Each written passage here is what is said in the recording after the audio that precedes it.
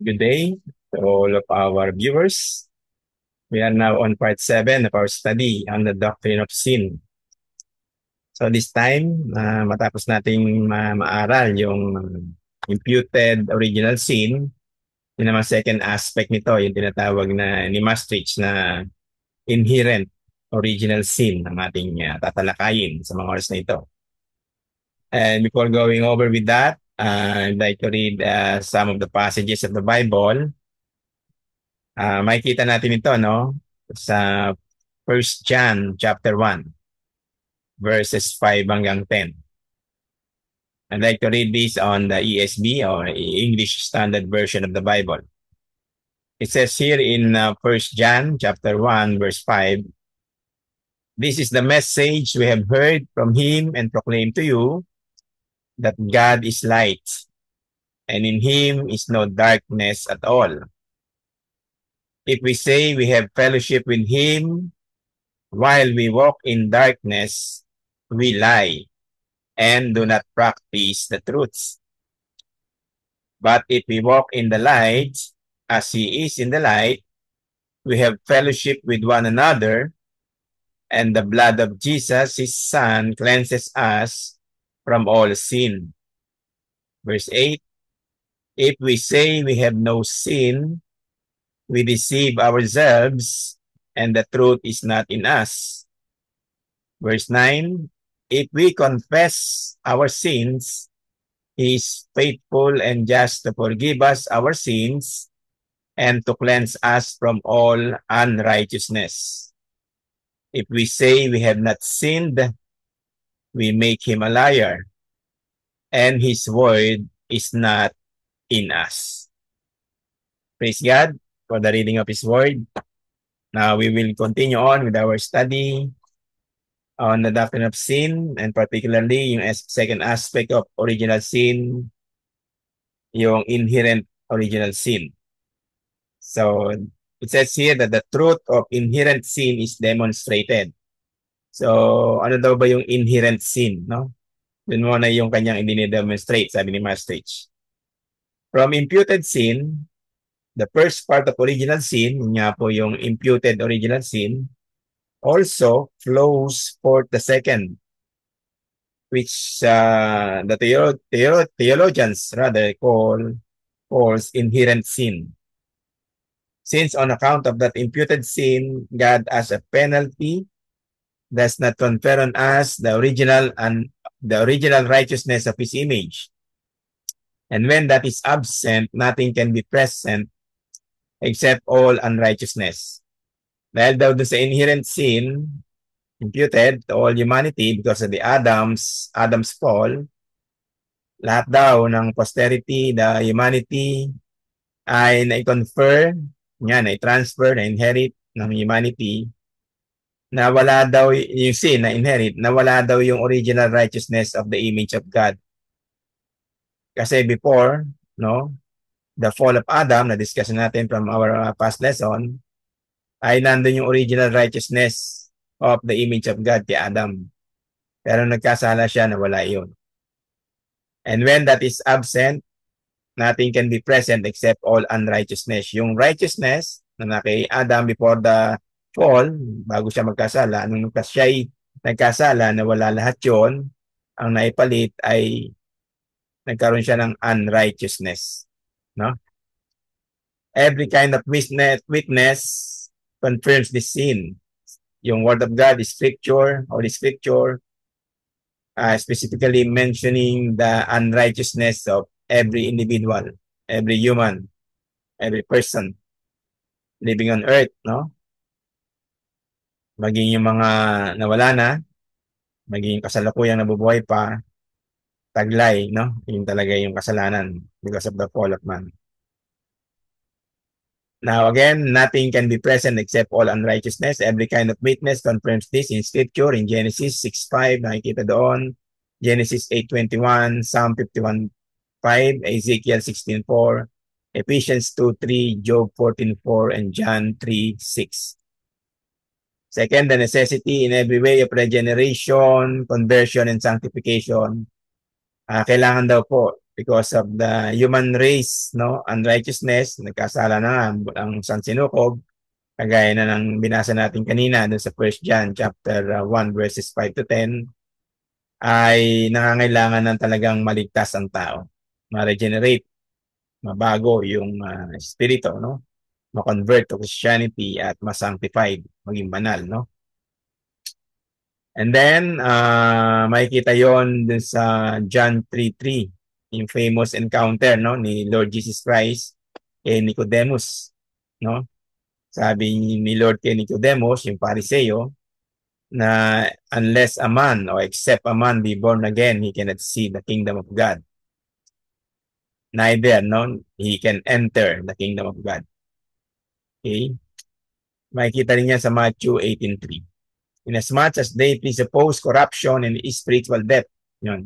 Yung spiritual death dito, yun yung penalty, no? One of the penalties of sin. Aralin natin yan, yung patungkol dun sa three kinds of death. Yung physical, spiritual, saka eternal deaths. Makikita yan sa Ephesians 2:5, Ephesians 4:22 to 23, Ezekiel 36:26. Yung right reason, according to which, when a root is rotten, there only come forth rotten branches, okay, which spread the same corruption to other shoots arising from them.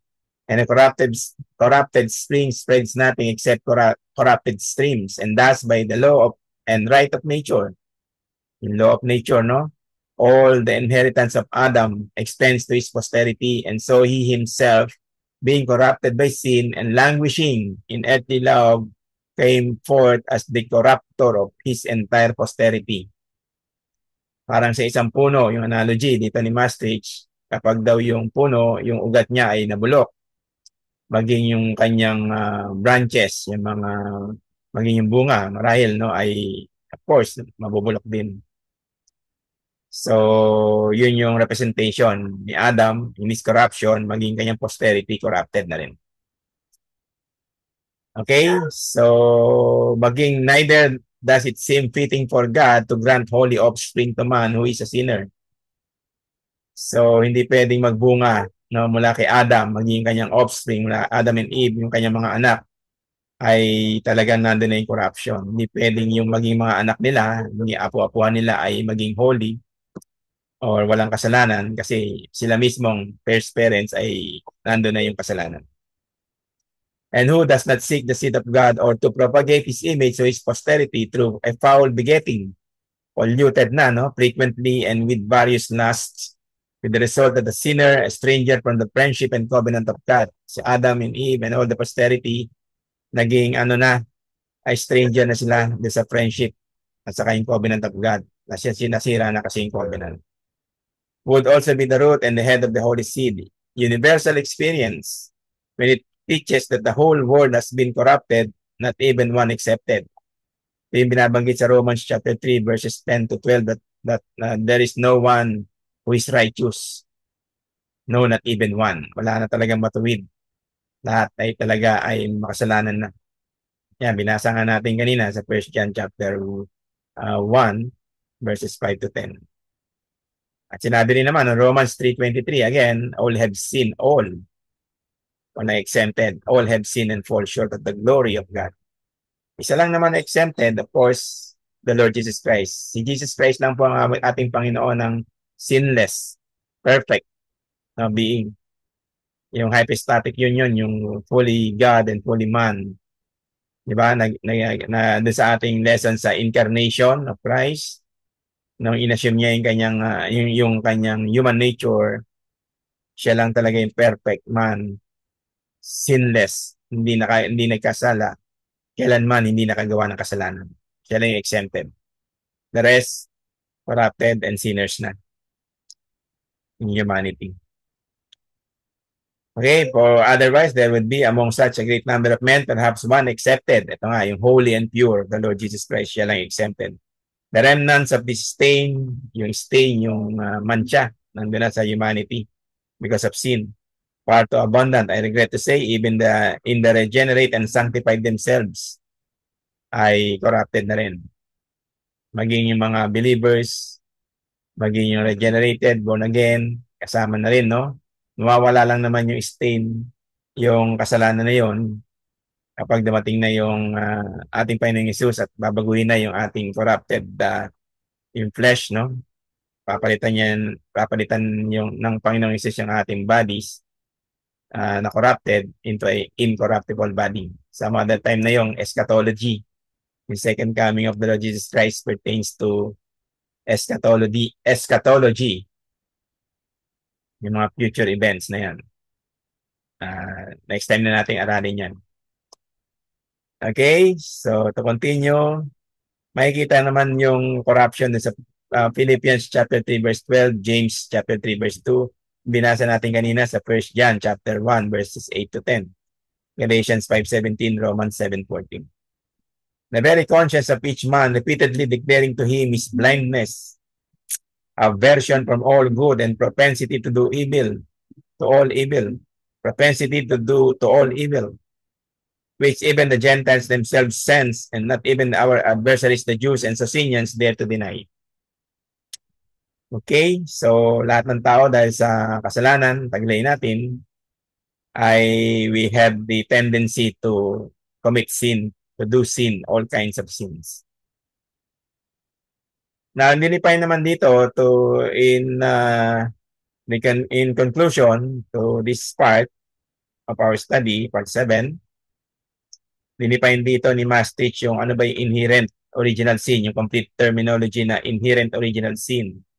It says here that moreover, that this inherent original sin is nothing except the total deviation of our nature from the uprightness of the divine law, which accordingly is spoken of as the old man. Yung old man, sabi ng Romans chapter 6 verse 6, Ephesians 4:22 at Colossians 3:9, yun daw po yung inherent original sin. Yung inherent original sin is also called the body of sin. Na-discuss na natin to previously, Romans 6:6 and Romans 6:19, the body of sin. And when we speak about inherent original sin, old man yan, the old man, also called the body of sin. It also called the law of our members in Romans 7:23. It also calls the flesh, John 3:6, Romans 7:5. The animal man, binanggit yan, no? 1 Corinthians 2:14. Just as we have previously shown. Cut natin muna, no? At tutuloy natin yan sa mga darating na mga araw. And of course, I would like to greet you once again. A very pleasant day to all of us. God bless everybody. And see you very, very soon. Thank you so much.